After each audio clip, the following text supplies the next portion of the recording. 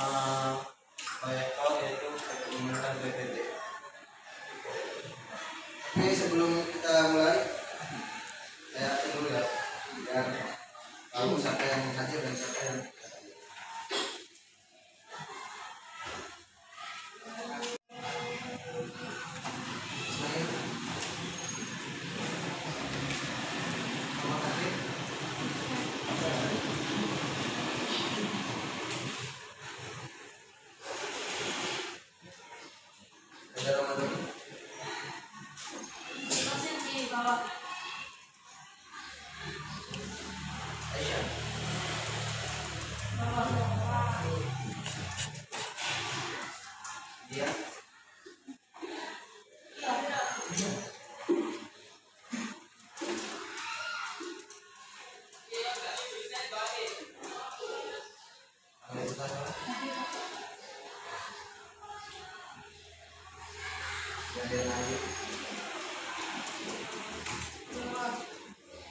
dia Rian,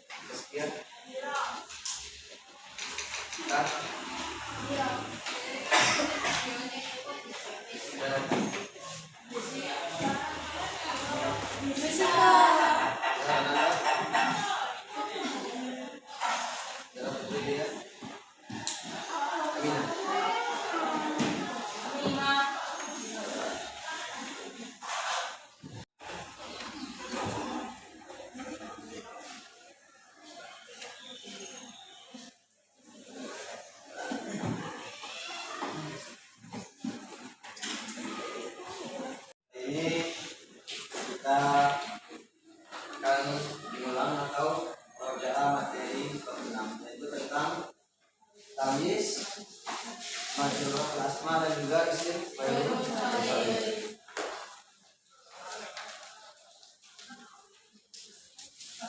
Jadi yang pertama ada tentang pengertian tamyiz.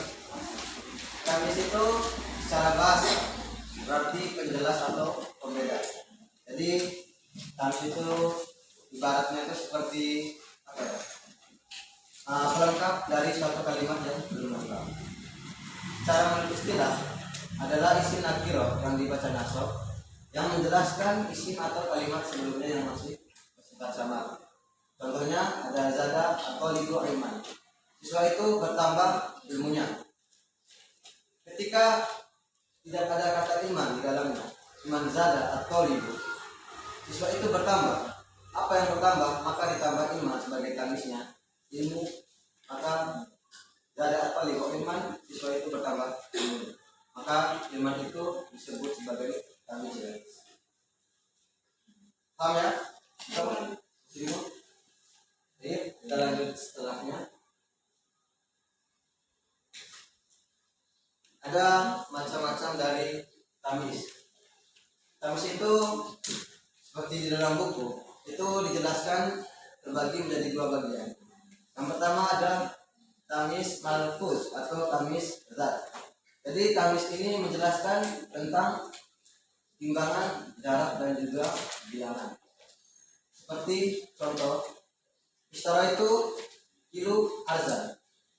Istara itu saya membeli kilo 1 kilo arzan beras. Ketika kita menerjemah satu persatu tanpa ada kata arzan, itu pasti tidak akan lengkap yang namanya sebuah kalimat. Maka ditambah dengan arzan sebagai pelengkapnya, karena dia itu menjadi tamis. Dan istara itu kilo arzan itu menjadi contoh bagi tamis timbangan, karena sebuah berat atau ukuran dari sebuah beras. Kemudian ada safarku mi'ata kilometer torikot. Saya bepergian sejauh 100 km. Nah, itu menjadi contoh bagian jarak, tamis jarak, karena itu menunjukkan jauhnya seorang bepergian. Terus ada contoh ketiga yaitu qara'tu 20 kitaban. Nah, saya membaca 20 buku. Itu sebagai contoh dari tamis bilangan, karena dia membaca berapa banyak buku yang dibacanya. Paham ya tentang tamis zat, bagian timbangan, jarak, dan juga bilangan? Ada yang mau ditanyakan? Mungkin? Atau mau contoh lain ya? Contoh lain? Iya ya.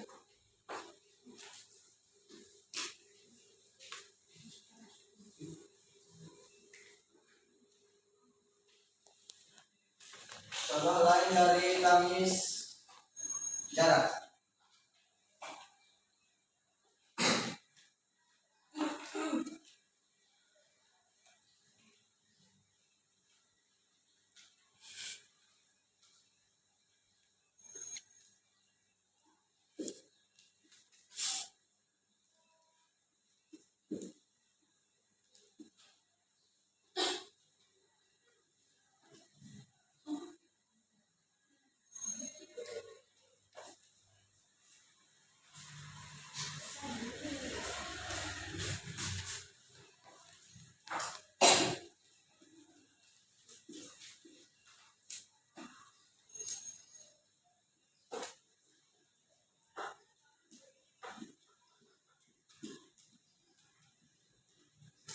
Zahabtu mitron torikot.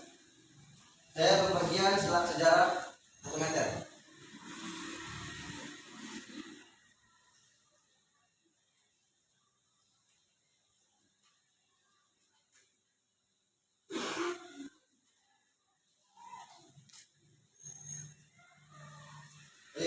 Jadi untuk zahabtu mitron torikot itu menjadi contoh dari tamis bilangan. Tamis jarak ya, tamis jarak, karena dia menunjukkan jarak yang ditempuh, maka dia dari tamis jarak. Kemudian untuk tamis bilangan seperti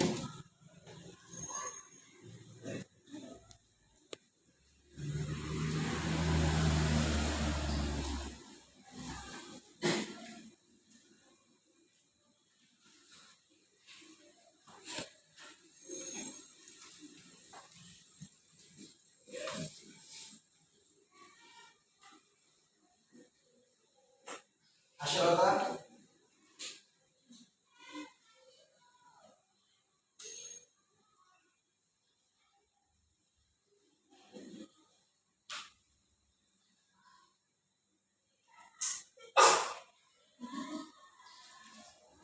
asyarata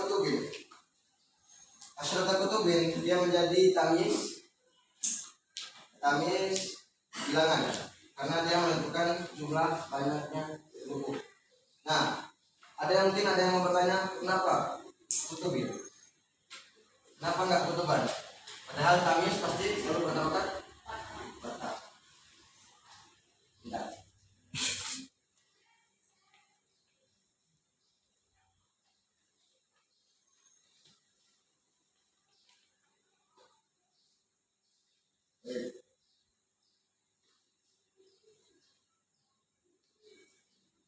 Nah, ini tentang mengapa. Nah, sabaan itu kan menunjukkan angka 7 dari tamis bilangan, sedangkan lurusnya itu jadi bentuk jamak yang harus dimanjurkan. Sedangkan bentuk kedua, bilangan kedua, ra'aitu khamsata asyra thaliban. Saya melihat 15 siswa. 15 karena menunjukkan bilangan lebih 10, maka kata setelahnya atau thalibannya menjadi mufrad dan harus berharokat mansub. Baik, ada yang mau ditanyakan tentang kaidah ini?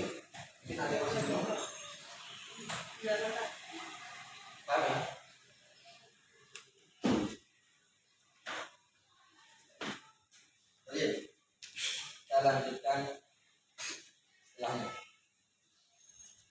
Pembagian tamis yang kedua yaitu tentang tamis al-khulud atau tamis isbah.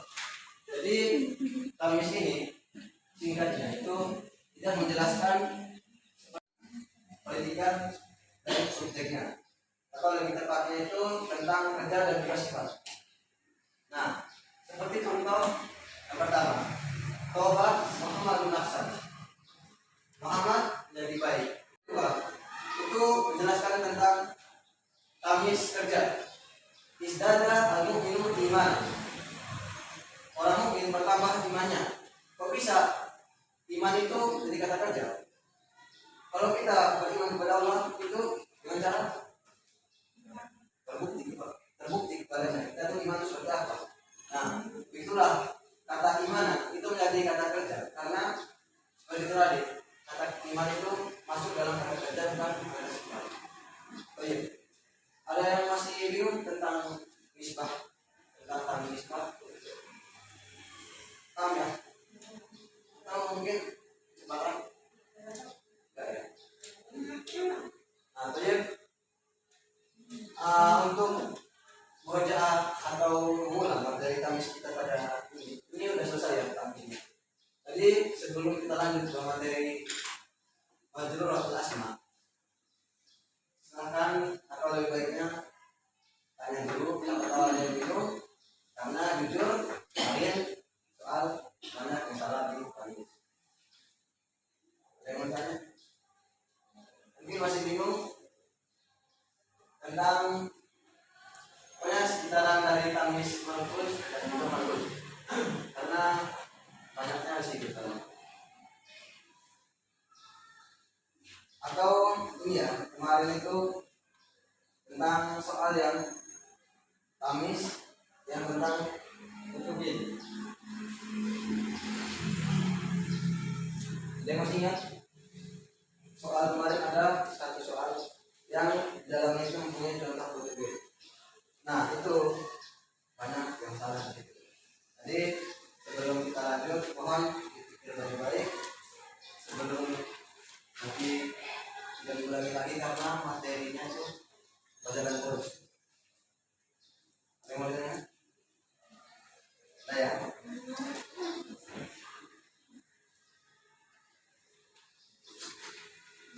Baik, kita lanjut ke materi yang kedua tentang majrurat al-asma atau kata benda atau isim yang berstatus majrur atau berharokat.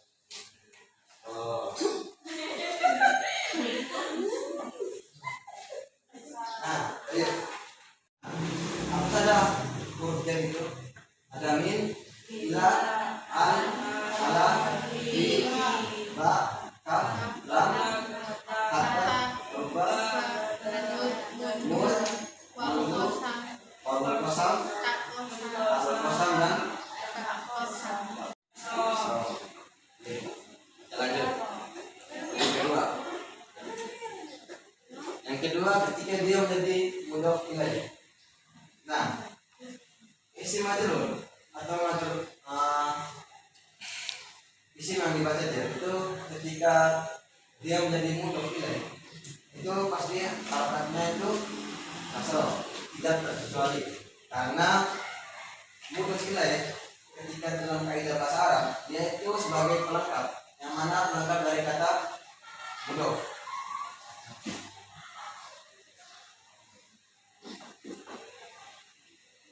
Nah, mudhof dan mudhof ilaih itu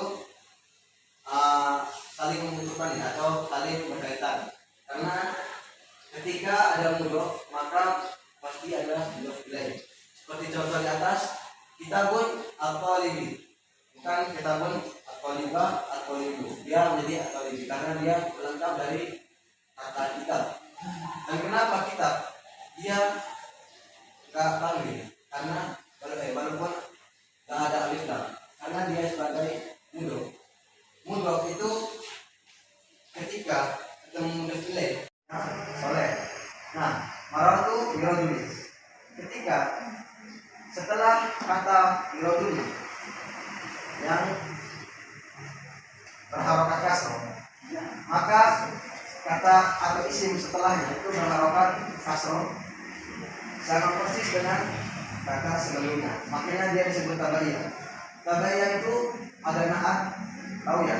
Naat manut atau menyambung, badal atau pengganti, dan juga taukid, penegasan. Nah, 4 ini itu termasuk ke dalam isim majrur. Karena apa? Karena 4 ini pasti berharokat kasroh, mengikuti isim atau harokat sebelum kata 4 itu terjadi. 4 ini kata tabaiyah itu lebih rincinya itu, kalau teman-teman semua mau belajar lebih giat lagi, lebih paham, coba cari di kitab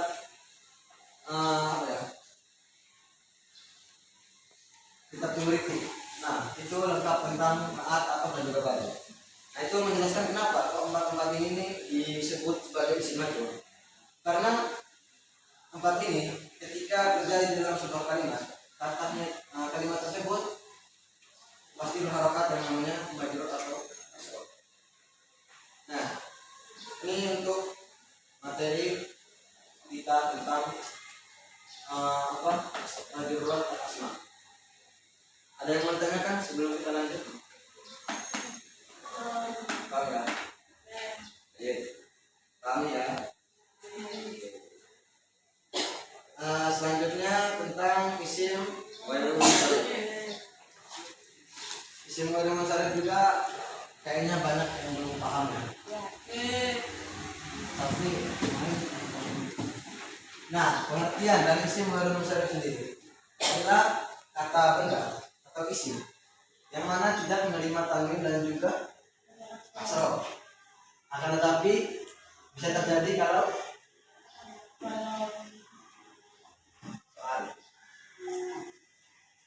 lanjut ya. Contohnya qalu abadu alaihi Ibrahim. Ibrahim dia dari isim ghairul munsharif karena kalian tahu? Karena dia menjadi ajam. Kalian tahu ajam? Bukan Arab. Nah, tadi kita jelaskan tentang.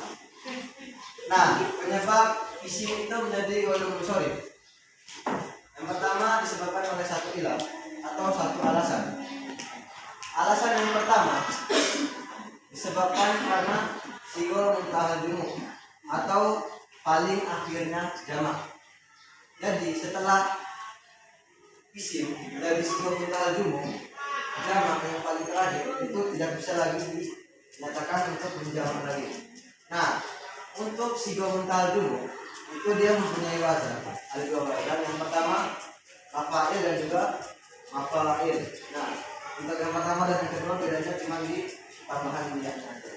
Jadi kata mafa'il itu contohnya itu seperti kata masjid, jamak dari masjid.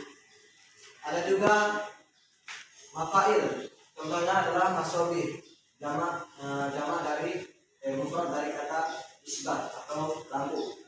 Nah, jadi ketika sebuah isim sudah terjamakkan menjadi jamak sigol muntahal jumuk, itu sudah pasti ya dia isim ghairul munsharif dan tidak bisa lagi dijamak dan harus atulabu yadhabuna ilal madaris kulla sabahin.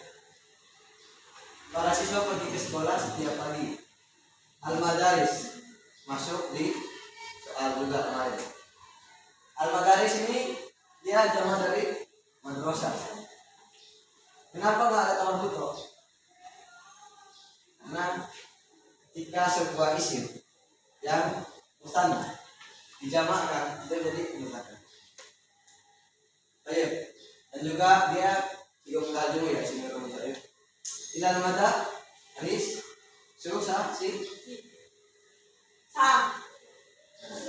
Ilal madarisa. Nah, bukan ilal madarisi.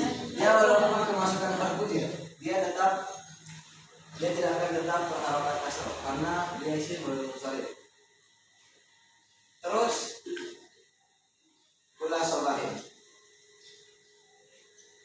setiap pagi. Nah, contoh yang kedua. Tujadu mafatihah, mafatihu, mafatihi. Nama mafatihah.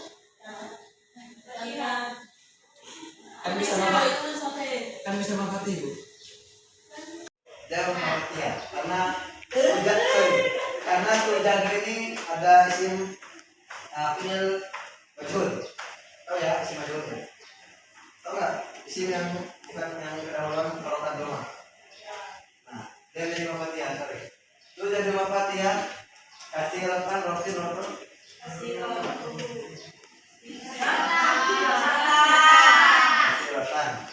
Alat, tobilati.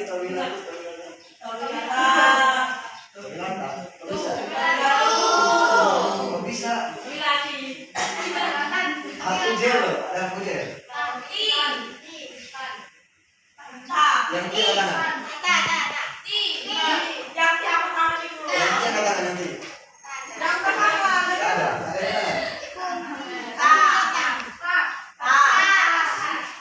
Alat toilet dia tuh bukan isim majrur. Bukan isim yang benar. Dia tuh toilet tuh kalau kita artikan tuh kan. Toilet meja isim mufrad. Toilet dia bukan isim yang benar. Jadi dia harokat kasroh. Jadi itu jadi mafatihah kathiratan malah toilet. Paham ya? Sampai bingung. Paham? Nah, terus yang alasan yang pertama, barisan kedua diakhiri dengan alif tanis atau yang tahu alif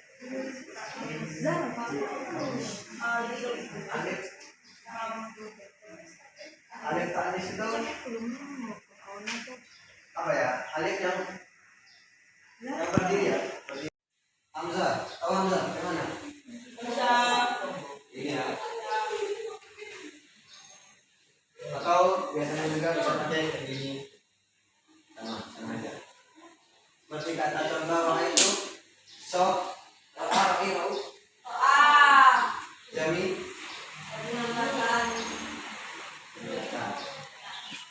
Nah, wa itu surah jamilatan. Saya melihat padang pasir ya. Nah, Sohro atau padang pasir yang menjadi simbol musorif karena kata awal mula kata sohro itu sohronya. Kamu ya? Ini tak tanya ya. Yang kedua alif maksuro atau alif yang ketambahan huruf ya. Katanya alif. Alif yang bentuknya seperti ya. Tahu ya perbedaan antara alif dan hamzah? Tahu. Tambahan alif. Contohnya itu seperti kata kubla. Ja'at kubla ilan iyadati. Iyadati, iyadati.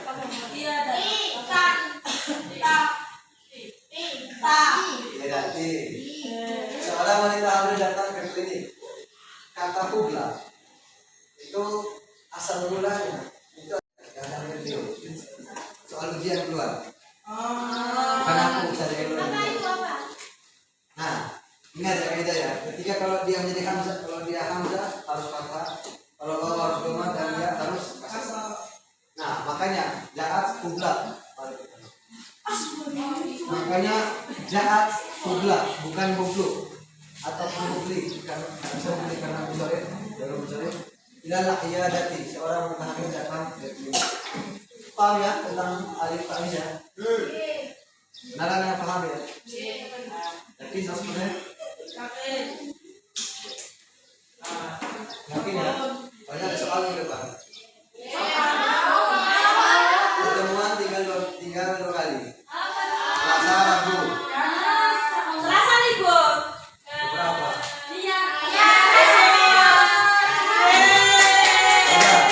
Rabu ujian. Ujian bukan ujian yang kemarin. Tapi nggak ada.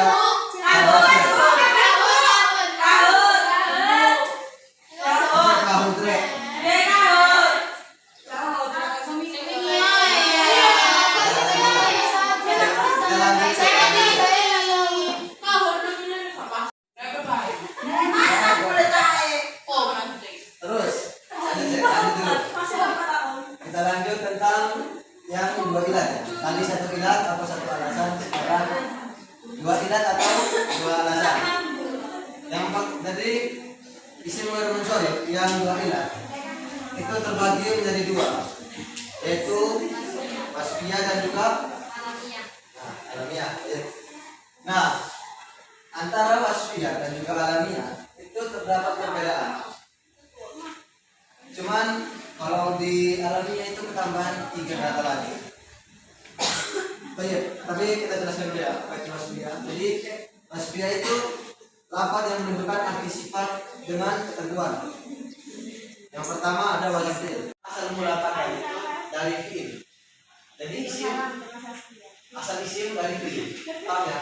Ketika kayak abyad. Kalau kata awalnya itu baik. Baidun. Yang tahu arti baidun?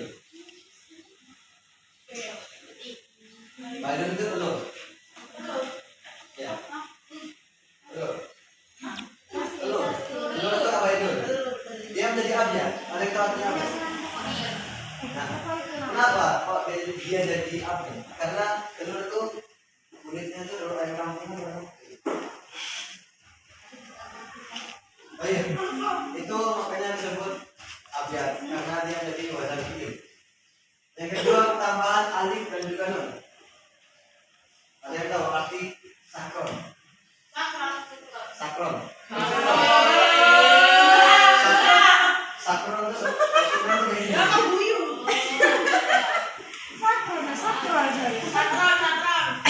syukron.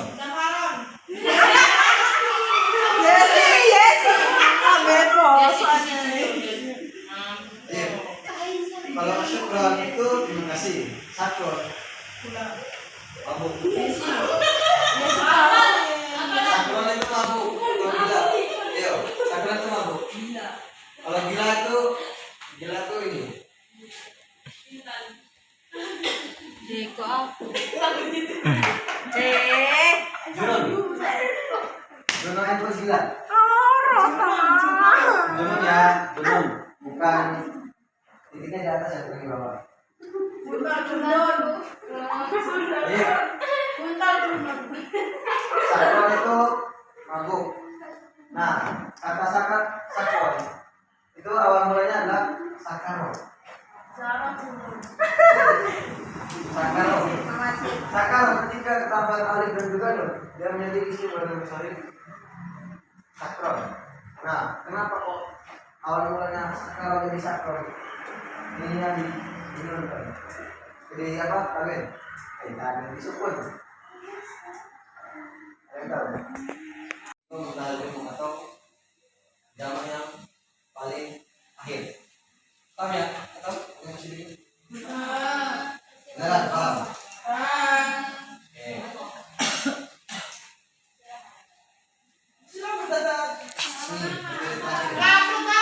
Ini terakhir ini. Baik. Yang kedua ada yang dua ilat bagian alamiah atau alam, yaitu lafaz yang menunjukkan nama dengan ketentuan yang pertama wazan fi'il, tambahan alif dan nun dan juga udul. Sama seperti tadi. Cuman kalau sifat itu menunjukkan fi Ahmada, yakin? Fi Ahmada. Tambahan alif dan nun juga sama. Tadi kan kalau tambahan nun kan kalau wasfiyah itu sakron, sebuah sifat. Kalau ini Imron, nama orang. Kata Imron itu awal mulanya Imaro atau Umaro, tadi Umron, tapi tak pernah ya. Nama Umron cuma tahu Imron. Terus udul itu kata kalau tadi bukhar atau kual atau kumas. Nah itu yang sifat. Kalau ini yang alam itu dia menunjukkan kata isim atau benda. Umar itu orang. Umar itu nggak bisa ya kalau dalam kaidah bahasa Arab.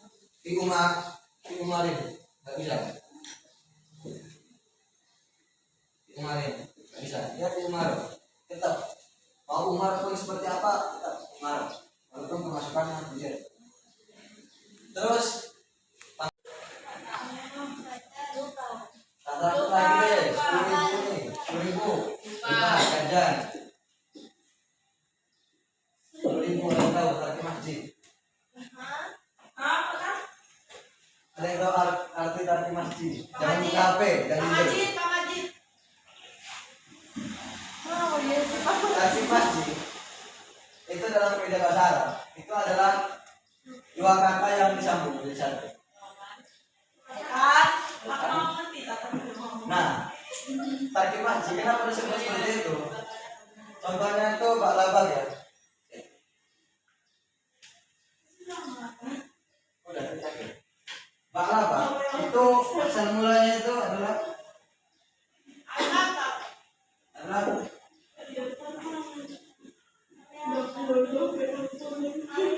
Ba'a dan juga Labak. Nah, Ba'a Labak itu asal mulanya itu adalah kata ba, ba'un dan juga labak. Cuma karena penyebutannya itu susah, Ba'a Labak, ba, labak itu kayak seperti disambung ya penyebutannya. Maka orang apa ya ahli nahwu itu membuat kalimat sambung. Makanya dia disebut tarkib masjid tadi karena apa ya susah untuk penyebutan kalau ketika huruf Arab yang ketika susah untuk diucapkan ketika sebut dan dilanjuti dengan apa ya Arab huruf yang juga ketika kita sebut sama seperti huruf yang disebutkan. Makanya dia disebut tarkib masjid karena dia itu menggabungkan dua kata menjadi satu. Contoh lain, ada yang tahu hadromaut enggak? Hadromaut. Hadromaut itu kota di Arab.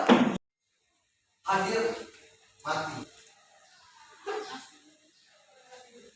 Ketika dia hadir tapi dia mati. Nah, makanya kalau dua kata diucapkan satu-satu, maka itu artinya itu apa ya? Enggak masuk akal. Masa tanah Arab itu tandanya itu mati, nggak mungkin. Makanya ada disebut tarkib masjid karena dia menggabungkan dua kata yang terpisah. Makanya disebut hadromaut. Jadi hadromaut hadir mati. Tapi kalau hadromaut disambungkan, bukan itu mati lagi. Nah ini artinya. Baik, paham ya? Yakin? Paham? 100%? Baiklah. Untuk kita tahu pengulangan materi kita cukup sampai di sini.